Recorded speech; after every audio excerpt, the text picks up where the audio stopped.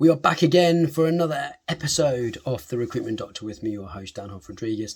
And today we are talking about sitting on job adverts and waiting for CVs to come into your inbox.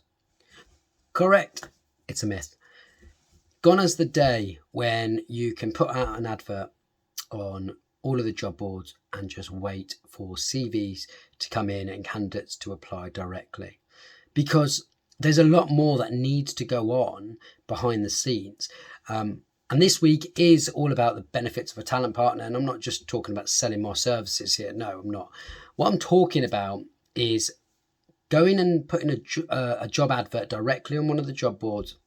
Indeed, Reed, CW Jobs, Total Jobs, name them all. It's really a secondary option these days.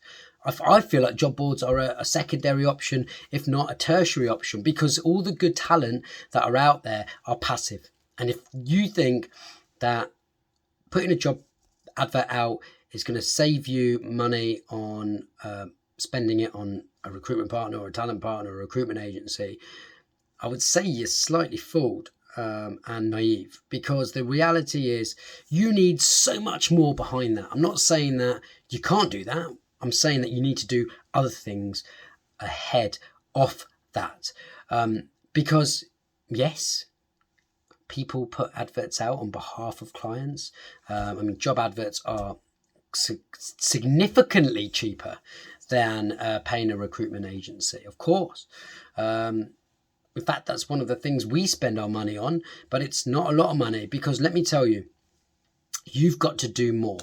You've got to go out. You've got to emphasize your employer brand. What that I mean by employer brand, I'll come on to. But you've got to do a lot more. And the biggest reasons employers use a talent partner is largely to save time. And you can't put a cost on time, because if you're getting your hiring managers to go and look through all these CVs that are relevant, irrelevant, it's time taken away from them doing their job. And let me tell you, because I'm about to break down all the things we do in order to save employers time. And the biggest thing at number one for me is helping employers with their brand and their market mapping. So number one is employer brand. What do I mean by employer brand?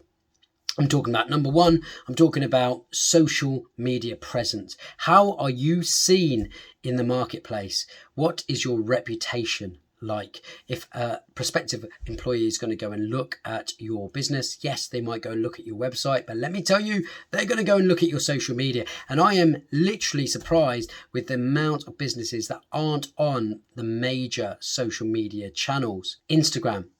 We did an analysis on 100 tech and digital companies in Birmingham last month. 55% were not on Instagram. Astonishing. And it's not just about being on Instagram and having a profile, it's about posting consistently. And this is not just about engaging your current employees and your current people. It's about what it looks like outside in. What are future employees looking at? Because they're going to go and look. Press releases, news, noise on LinkedIn, on your company page, all of these things are so relevant. So get your social media in check. Secondly, what your job descriptions look like. Is it just a list of ideal technologies, a list of ideal responsibilities and essential skills? You need to do more. Bring that to life. Your employer brand is your story. What is your story? How did it start? How did it evolve? Where is it at now? And more importantly, what are you looking at to go and evolve and grow into in the future? There's other things you can do. Things that we call candidate packs, where you are able to bring something together that is on top of that job description. So it might be values, it might be illustrations of photos, it might be videos, things that set you apart from other businesses that are hiring or trying to attract the same talent. We work with our partners, our employers, to help to do this. It's so important, going out and just putting out a job description and seeing what sticks is just not going to cut it. People want to be engaged before they even walk in to your doors for an interview or before they even jump on a video interview. You need to engage talent more. The other things that we do, market mapping. So if you are trying to attract certain talent, where are you going to attract that talent? Who is doing that for you? Well, that's what we do. You've got to understand what the market is doing, and it needs to be mapped so you understand who are the best people that are going to add value for your organization. You can't just go and hire someone and be like, well, that's great. You need to know, are they coming from the right industry? Are they coming from the right competitor or projects? It's really got to be relevant. It can cost a business anywhere from £25,000 to £50,000 making a bad hire. So get it right. And the only people that can do that are the ones that are on the ground and understanding what's going on. And finally, the shortlisting.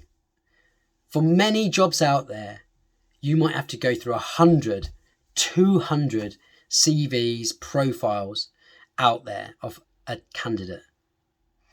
That's why we save you time, because we're going to go and interview those people. We're going to go and speak to those people and see if they're right. Go through that process, ensuring that they are ticking certain aspects, not just technically, not just in terms of being able to do a job, but the soft side. Are they a cultural fit? Are they in line with your values? Are they in line with the people that you want to bring in this business? But more importantly, from a candidate perspective, are those employer metrics, are those employer brands, those culture piece, is that in line with them as well? Because it's got to match up on both sides. And I'll be dropping another video on the candidate aspect next week. So I'd like to know what you think. Am I talking dribble? Do you agree? Like, comment, share. I'm out of here.